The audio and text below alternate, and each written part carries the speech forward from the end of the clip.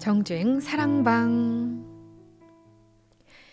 이복음에 정해주신 행복 목요일은 사랑방의 손님을 모시는 날이죠. 오늘은 가정의 달 5월을 맞아 하나님이 기뻐하시는 가정은 어떤 가정인가에 대해 이야기를 나눠보려고 합니다. 지금 제 옆에 영남신학대학교 기독교교육연구소 전임연구원이신 백상진 교수님 나와 계시네요. 인사 나눠볼게요. 안녕하세요. 안녕하세요. 반갑습니다. 반갑습니다. 네, 네, 저희 정주행에는 몇 번 오셨지만 혹시나 오늘 네, 처음 들으시는 분들 계실 거거든요. 네. 저희 청취자분들께 인사와 소개 좀 부탁드릴게요. 저는 영남신학대학교 기독교교육연구소라는 곳에서 섬기고 있고요. 또 학교 학생들 가르치고 또 여기 포항에서는 중섬로교회에서 교육목사로 잘 섬기고 있습니다. 네, 네, 반갑습니다. 저희 정주행에서 여러 차례 나와주셔서 네, 또 저희 포항, 경북, 울진 요 지역 안에서 가까운 학교가 사실 네, 영남신학대학교잖아요. 네, 네, 이 학교에서 이제 그렇게 인성 캠프 같은 것도 열려서 네, 예, 그런 거 주관하셔서 이야기를 많이 나눠주셨는데 오늘은 또 그런 쪽의 이야기가 아니고 특별하게 가정의 달이라서 네, 그런 이야기를 한번 나눠보려고 모셨습니다. 네, 네. 좋습니다. 목사님도 사실 자녀를 키우시는 입장으로 이제 부모의 역할을 감당하시면서 네, 직접 느끼시고 또 기독교 교육을 공부하시면서 좀 또 부모 교육도 하시고 하면서 좀 생각들이 많으셨을 것 같거든요. 네, 지금 나와서 키우면 잘 키울 것 같아요.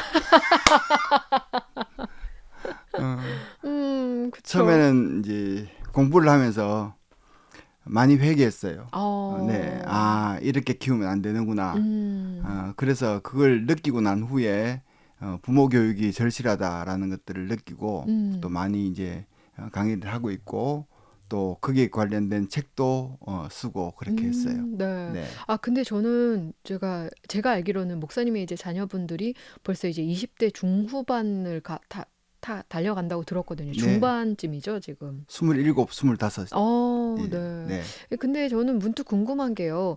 이제 지금 나와서 키우면 그렇게 안 키우겠다라고 말씀하신 것처럼 사실 이제서야 부모 교육의 중요성을 깨닫고 저희 자녀는 벌써 30대예요, 20대예요. 저는 이미 늦었어요라고 말하는 부모님도 많으실 것 네, 같거든요. 그렇죠. 그 뒤늦게 부모 교육을 받아서 아이들에게 이렇게 실천하는 것도 영향이 좀 있을까요?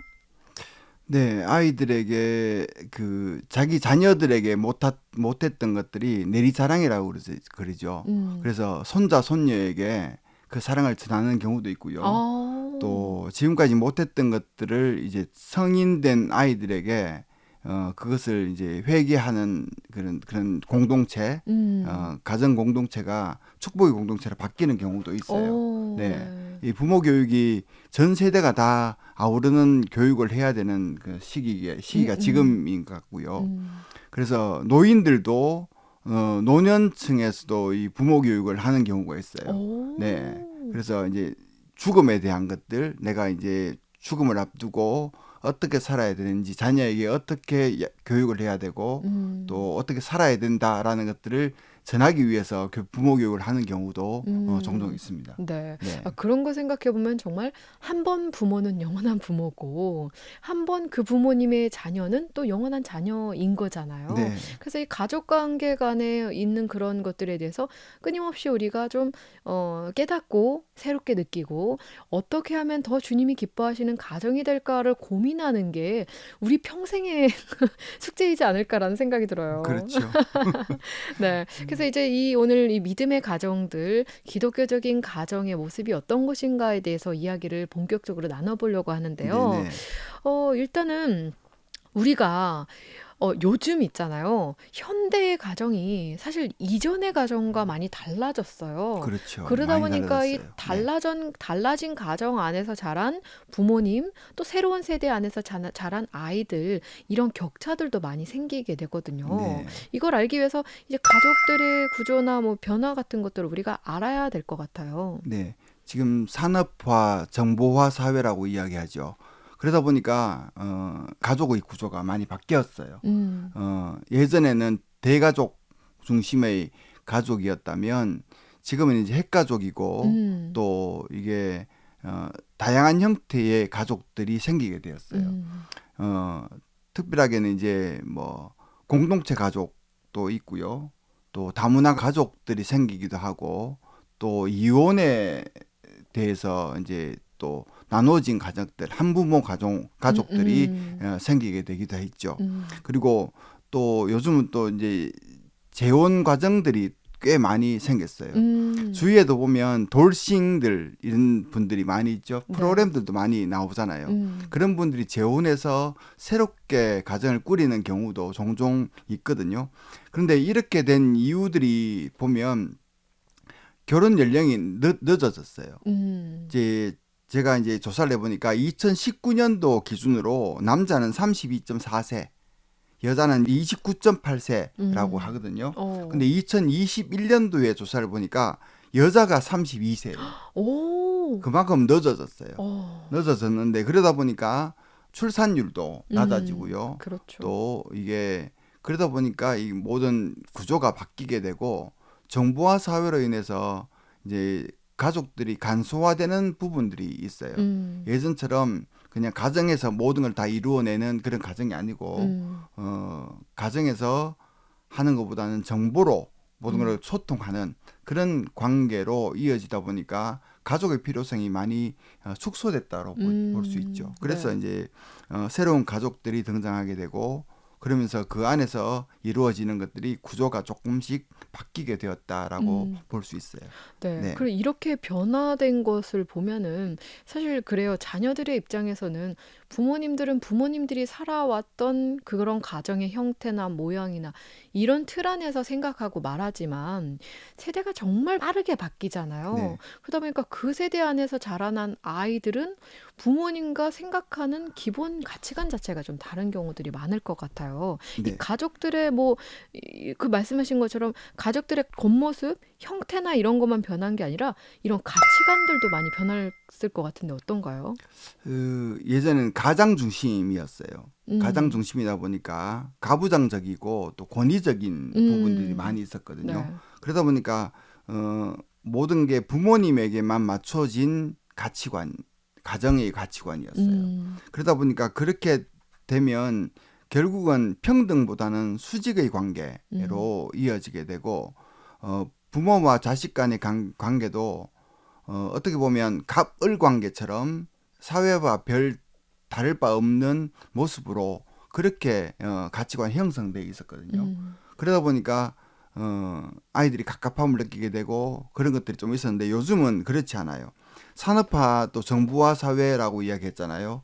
그러다 보니까 이게 집단주의적인 사회에서 개인주의인 사회로 바뀌게 됐죠. 음. 그러다 보니까 평등 위주의 그런 구조, 그 가운데서 아이들이 자라다 보니까 가치관도 평등, 그 민주화 이런 것들이 가정에서도 그게 확연하게 드러나게 되는 게 음. 지금 가정의 모습이라고 볼 수 있죠. 네. 저희 아이들도 제가 이야기하면 이렇게 해야 돼라고 하면 아빠 왜 그걸 그렇게 해야 돼 이렇게 이야기하거든요. 어. 그러니까 자기 의견을 충분히 이야기할 수 있는 음. 그런 아이들이 이제 가정의 가치관이 그렇게 바뀌게 된다는 음. 개인주의적인 성향으로 바뀌게 된다라는 거죠. 맞아요. 네, 근데 또 그것뿐만 아니고 요즘에 이제 MZ 세대라고 말하잖아요. 네, MZ 세대도 그렇고 또 뭐 그 아래 세대들도 마찬가지로 이제는 본인의 머릿속에서 납득이 되지 않으면은 그것을 고지그대로 순종하지 않는다는 거. 네, 이게 지금 다음 세대들의 어떤 새로운 특성, 문제가 아니고 그죠? 어떤 네. 특성이라고 볼 수 있을 것 같아요. 음, 그 네. 세대 차이에서 오는 경우도 있고요. 음. 또 교육의 문제에서도 오는 경우도 있어요. 네. 네, 아, 교육 방식이나 네. 커리큘럼 자체가 달라지면서. 지금까지 배웠던 부모님들의 방식과 음. 지금 아이들이 교육받는 방식이 교육 과정과 교육 내용들이 다 다르거든요. 그러다 음. 보니까 거기서 받는 것들이 영향을 받아서 집에서의 그 이제 권위적인 것들이 사라지게 되는 거죠. 네, 네. 이런 베이스를 우리가 조금 더 잘 이해하면은 좀 건강한 가정을 이뤄가는데 자녀든 또 지금 들으시는 청취자분들이 자녀든 또 부모든 많이 도움이 될 것 같은데요. 어쨌든 저희는 사실 이거 어려운 이야기들이었을 수도 있어요. 앞에 했던 이야기들이. 네, 근데 결국 우리가 어쨌든 하나님이 기뻐하시는 건강한 가족을 이뤄가야 할 책임이 있다라는 건 누구나 알 것 같은데요. 그러면 일단 이 건강한 가족이란 늘 머릿속에 이상적인 가족을 꿈꾸고 있지만 좀 명확하게 건강한 가족이란 뭔지에 대해서 설명 좀 부탁드려요. 음, 먼저 정서적으로 안정이 될 수 있는 가정이라 해야 된다고 보거든요. 그게 아, 뭐냐면 사랑과 소속의 욕구.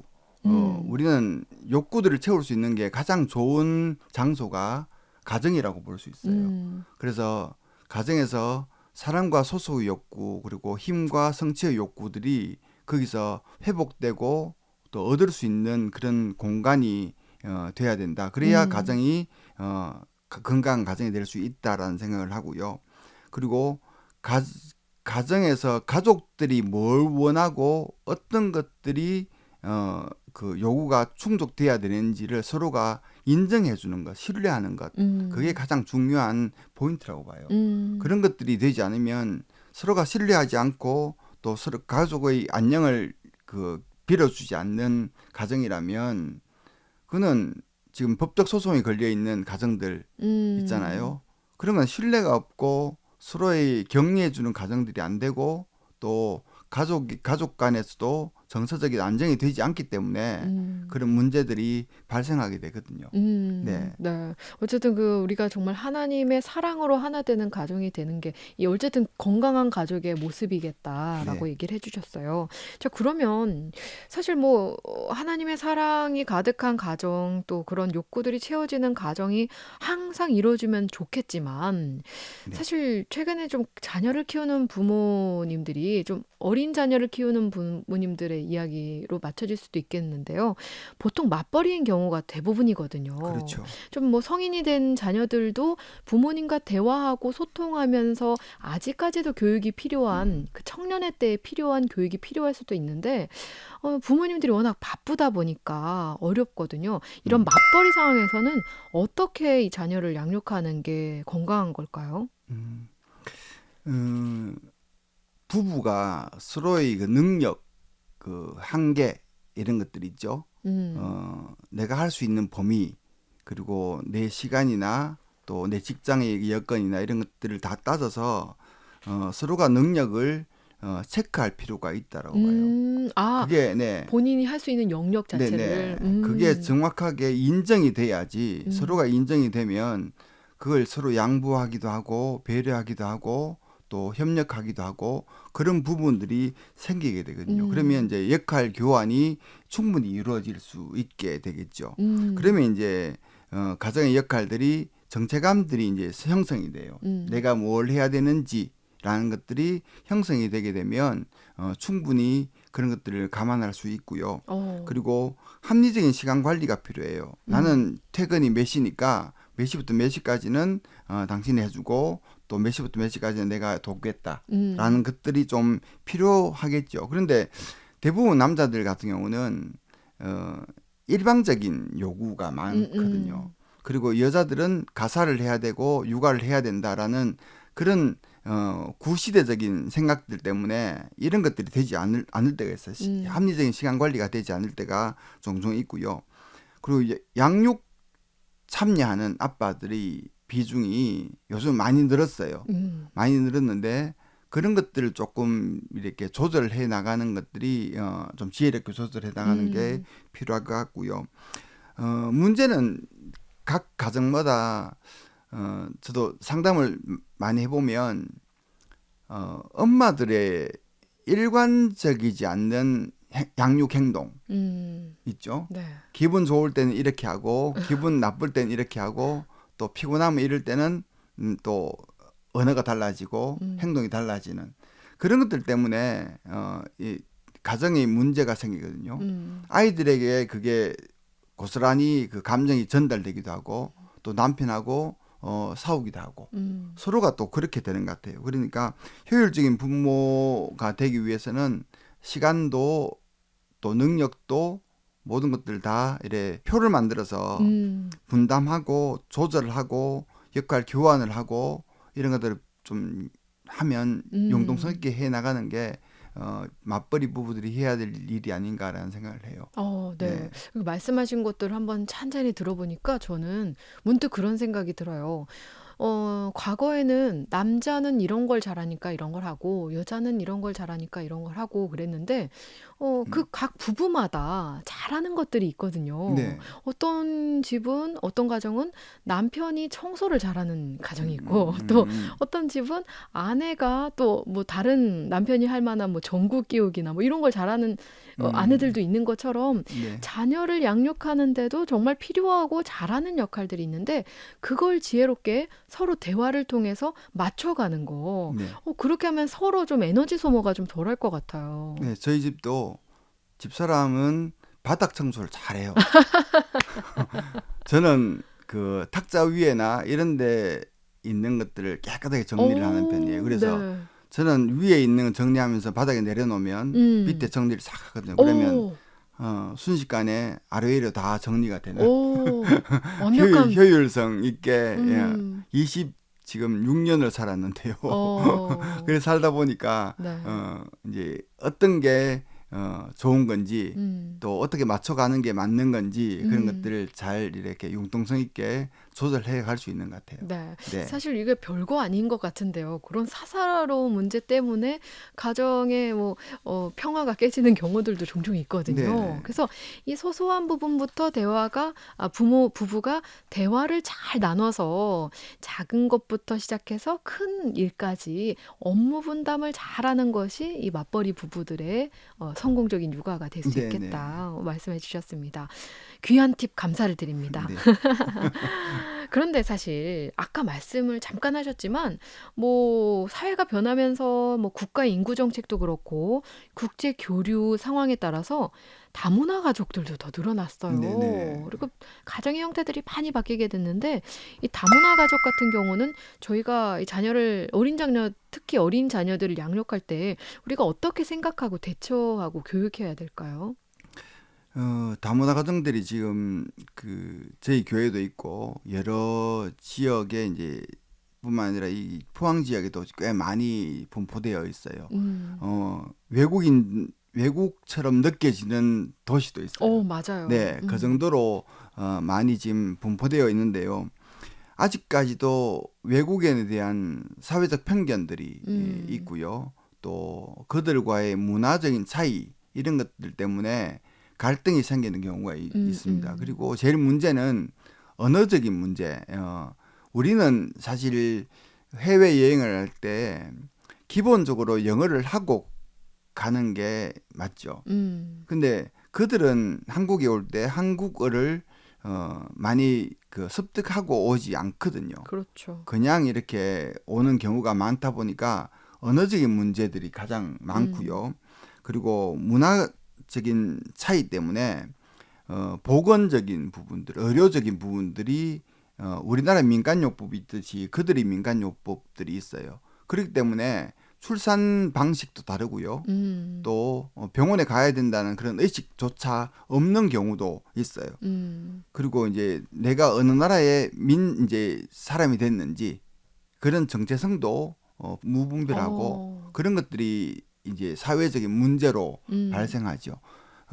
그러면서 제일 문제는 뭐냐면 의사소통이 되지 않다 보니까 답답해서 이제 폭력 아. 가정들이 제일 많이 생기게 되는 게 아. 지금 다문화 가정인 것 같아요. 음. 어, 그런 문제들을 사회적인 이제 약자들로 포함시키는데 사실은 그런 것들은 교육의 문제거든요. 음. 교육의 문제고 이것들을 교회에서 감당해 줘야 되는데 공적인 책임으로 그런 것들을 품어줄 수 있는 교회가 지금 이제 사회적인 그 현상들을 교회에서 품어줘야 되는 게 맞거든요. 음. 그런 것들이 지금 되고 있지 않기 때문에 이걸 지금 정부에서 할 수 있는 게 한계가 있는 것 같아요. 음.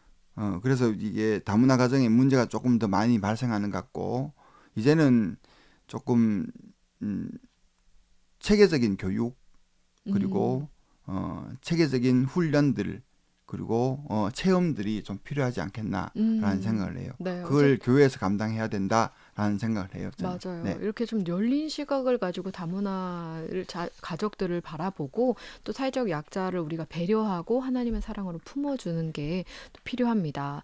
그러면 이제 가족의 형태나 특징 이런 것들을 이해해봤다면 우리 가정들이 어떻게 믿음의 가정으로서 또 건강하게 성장할 수 있는지들도 고민이 되거든요. 네. 그럼 성경적으로 이 가정에서의 부모의 역할이 좀 궁금해요. 음, 그 루트 같은 경우는 종교개혁을 일으킬 때 제일 먼저 시행한 게 가정의 개혁이었어요. 그 음, 수도원에 있는 6명의 그 수도사 그리고 수녀들을 결혼시키는 것부터 시작했거든요. 음. 그러면서 온전한 가정을 만들어서 행복을 추구하도록 하는 거기서부터 개혁이 일어났어요. 어, 가정의 개혁부터. 네네. 가정의 개혁부터 일어났기 때문에 그게 성공하고 난 후에 사회적 개혁, 교회의 개혁이 일어났던 거예요. 음, 그러다 보니까 그 부모의 역할이 그만큼 중요하다라는 것들을 루터는 이야기했고요.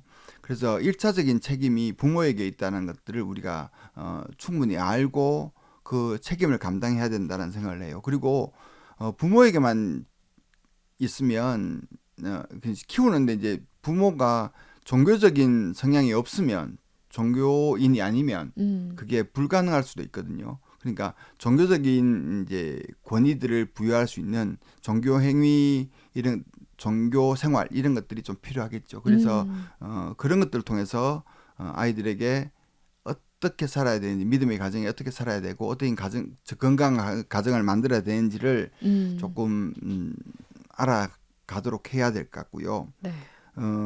사회적 기능들을 활용해야 될 것 같아요. 아프리카 같은 음, 경우는 그 한 아이를 키우려면 온 마을이 필요하다라는 속담이 있거든요. 네. 네. 그래서 온 사회가 다 그렇게 만들어 가야 된다라는 생각이에요. 그래서 음, 요새는 공동체 가족이라는 것들이 생겨요. 어, 그래서 어느 정도 믿음이 있다든가 또 이슈가 같다든가 이런 사람들이 모여서 마을을 형성하는 경우가 있어요. 음, 그러면 육아도 서로 담당해주고 학습도 담당해주는 그런 가정들이 생기고 있거든요. 음, 경기도에는 그런 것들이 꽤 많이 생겨 있더라고요. 음, 그런 것들을 통해서 믿음의 전수가 될 수 있도록 해야 되는 것도 우리가 해야 될 일이고요. 또 부모와 자녀 간의 관계, 교회와의 관계 이런 것들이 유아세례라는 것들이 있잖아요. 그리고 네. 세례라는 것들이 있기 때문에 믿음의 공동체, 가정에서 언약 공동체로 승화시켜야 된다고 봐요. 음, 그게 되지 않으면 어, 가정이 일반 가정과 별 차이가 없는 음, 그런 가정이 헛껍데기 기독교 가정이 음, 될 수 있는 거죠. 음, 그런 것들을 위해서 부모들이 신앙적인 정체성을 가져야 되고요. 음, 그런 정체성이 없으면 아이들에게도 그게 나타나지 않습니다. 그렇죠. 네, 기도 생활도 하지 않고 말씀 생활도 하지 않고 그런 언어 생활도 종교적인 사람처럼 생활하지 않는다면 음, 아이들에게는 그게 바로 이어지게 되거든요. 음, 그냥 예배만으로는 안 된다는 거죠. 그렇죠. 네, 네. 그런 것들이 있어야 되고요.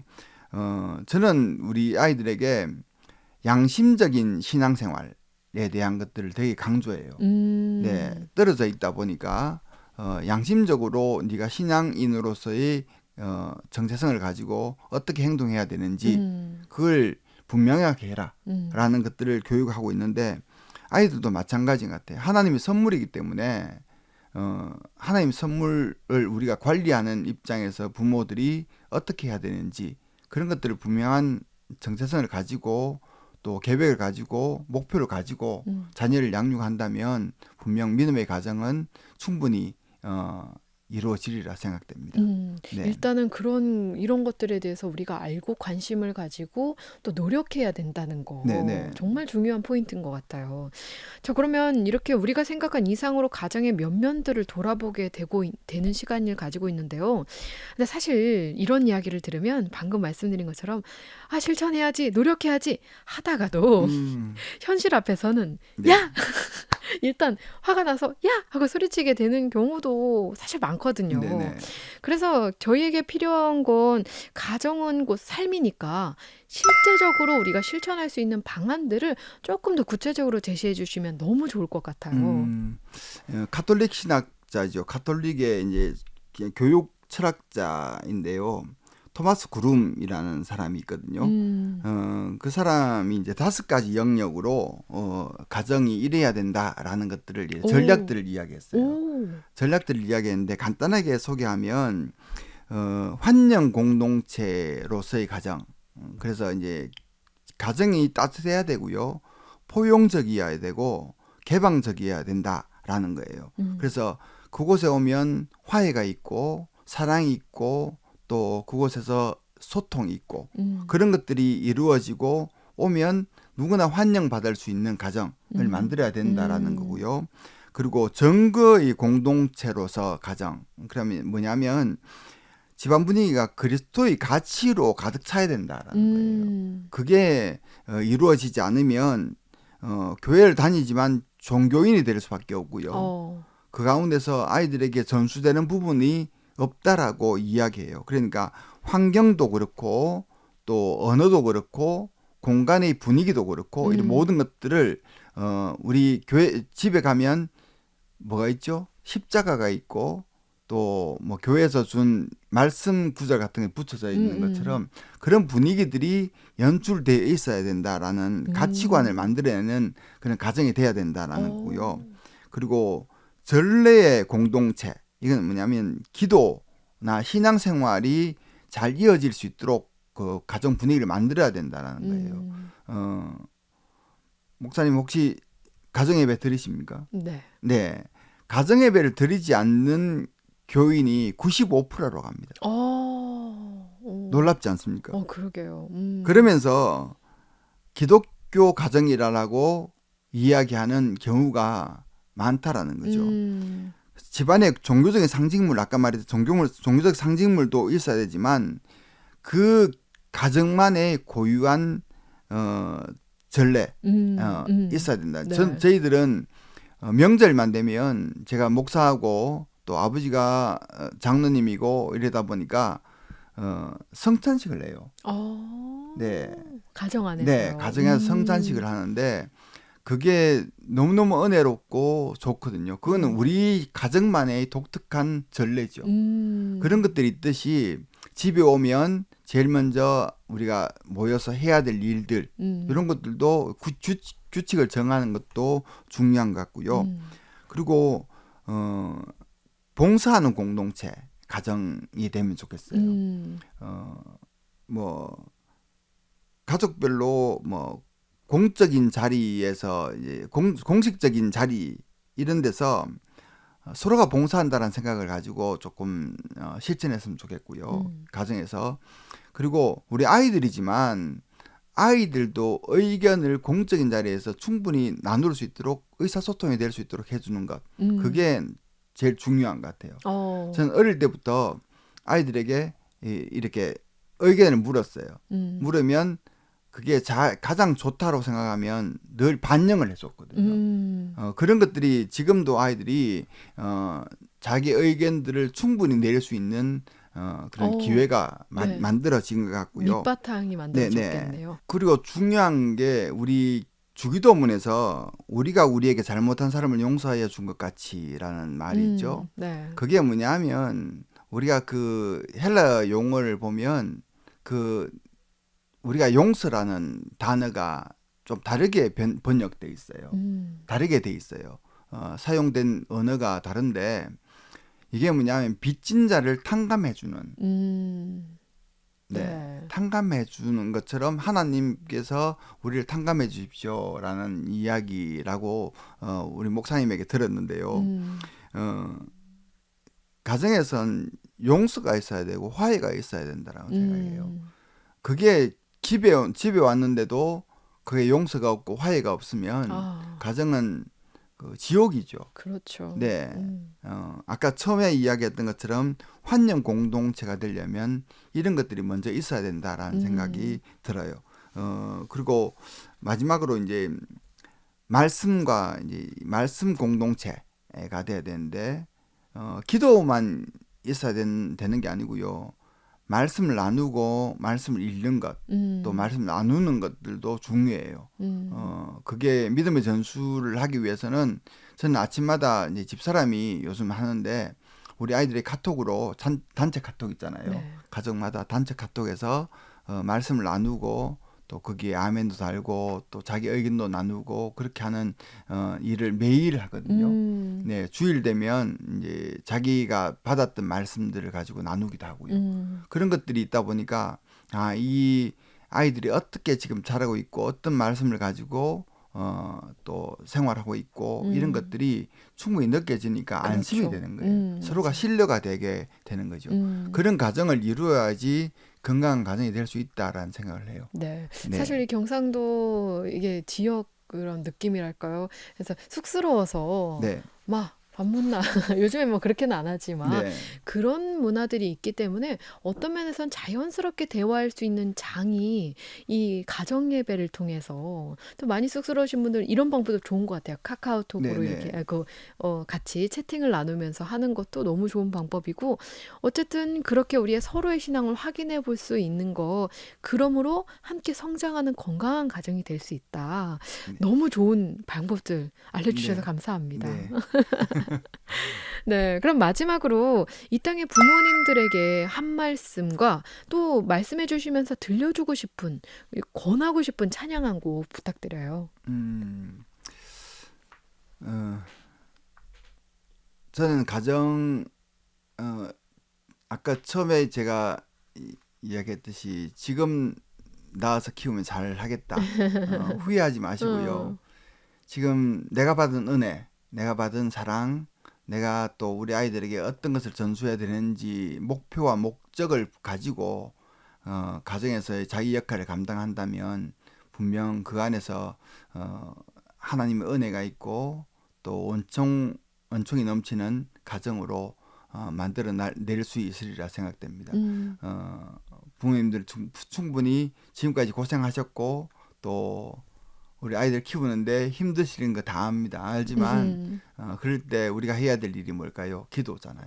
아멘. 기도하면서 말씀 가운데 내가 먼저 서야지 우리 음, 아이들에게 그 믿음을 전수할 수 음, 있다라는 믿음을 가지고 내가 먼저 교육받고 훈련받고 또 하나님께 기도하며 또 은혜를 구하는 귀한 부모님들이 된다면 우리 기독교 가정들이 건강하고 또 행복한 가정들이 되지 음, 않을까라는 생각을 해봅니다. 네. 네, 찬양은 요즘 이 찬양에 제가 많이 꽂혀 있는데요.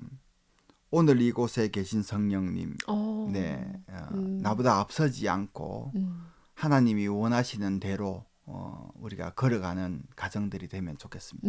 네. 네, 조금 이따가 함께 나누도록 하겠습니다. 네, 네, 오늘 함께 해주셔서 너무 감사드리고요. 들려주신 귀한 팁들이랄까요? 좋은 실천 방안들 열심히 해서 더 좋은 부모, 하나님을 기쁘시게 해드리는 믿음의 가정 돼보도록 함께 노력하겠습니다. 오늘 함께 해주셔서 감사드립니다. 네, 수고하셨습니다. 네, 지금까지 영남신학대학교 기독교교육연구소의 전임 연구원이신 백상진 교수님과 함께했습니다.